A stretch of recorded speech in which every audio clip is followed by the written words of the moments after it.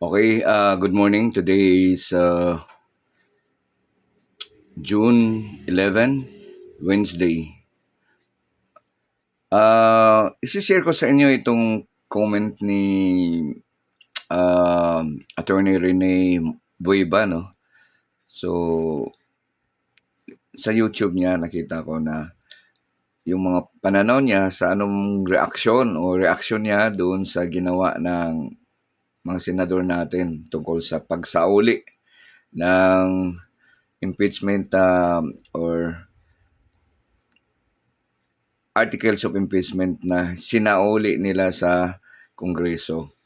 So, I joined with the opinion ni Attorney Bueva and also with the opinion of the rest of the mga interview sa mga different major channels natin.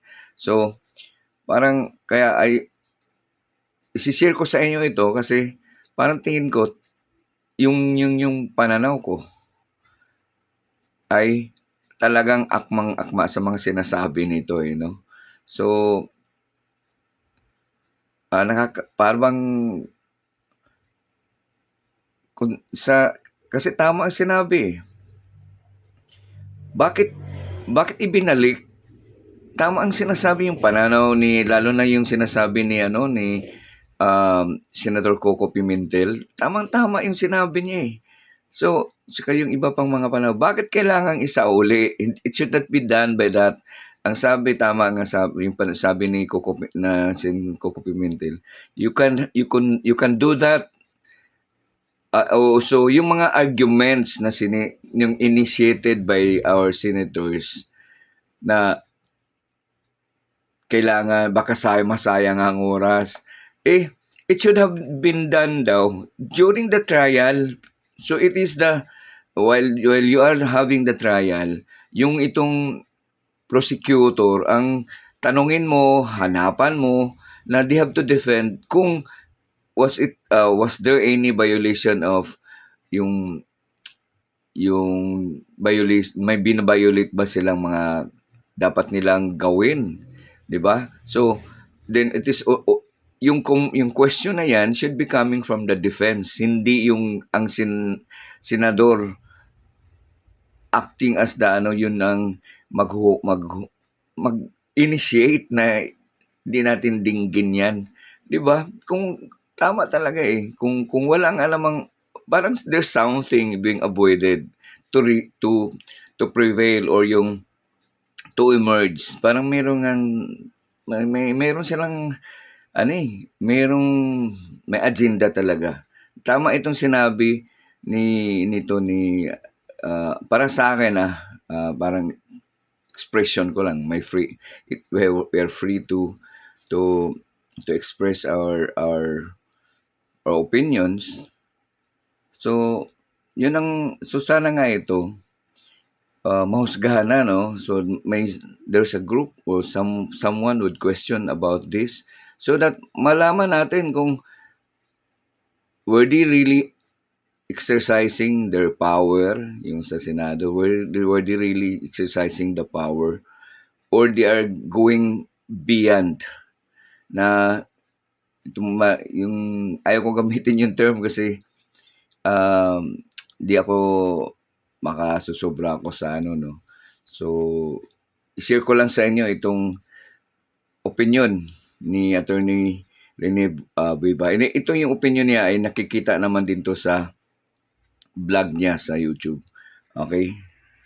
So, kung interesado kayo dito sa topic na to, titingnan nyo yung mga sinishare ko sa inyo about the impeachment.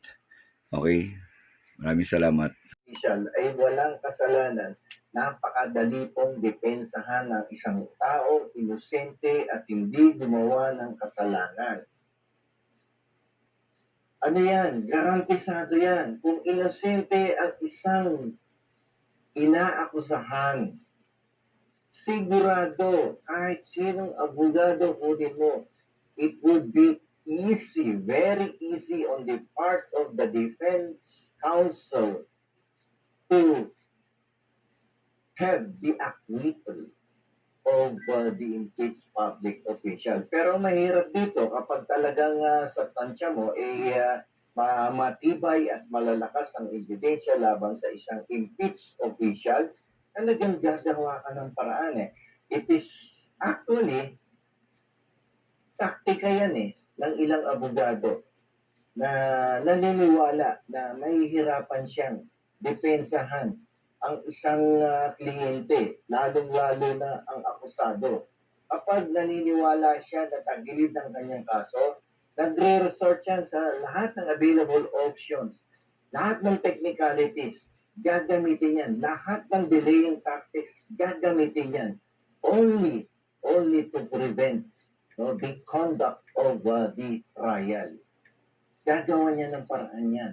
And this is what is happening in the Senate. That led to this remanding of the complaint sa House of Representatives. But I'm telling you, this is a clear encroachment. This is a clear na pang-aabuso sa kapangyarihan ng ating mataas na kapulungan sapagkat sinasabi sa ating saligang batas na ang pag-initiate ng isang impeachment complaint ay nasa kapangyarihan lamang ng ating House of Representatives. At ang kapangyarihan na mag-try and decide an impeachment complaint against an impeached public official ay nasa exclusive power yan ng ating Senado. Kaya kung ang isang impeachment complaint ay na-transmit na sa Senado at nag-convene na bilang isang impeachment court, and then they will require the House of Representatives who was certified that there was no violation of Article 11, then that is not within the powers of the Senate, requiring the House, because that would be considered as an as as an encroachment of the authority, an encroachment of the powers of the House of Representatives. If you have questions about the procedural defect, then you can ask that during the trial of the impeached official, but not to the extent of remanding the case to the House of Representatives because that is considered as an abuse of power by the Senate, an encroachment of the constitutional power granted to the House of Representatives to exclusively initiate an impeachment complaint against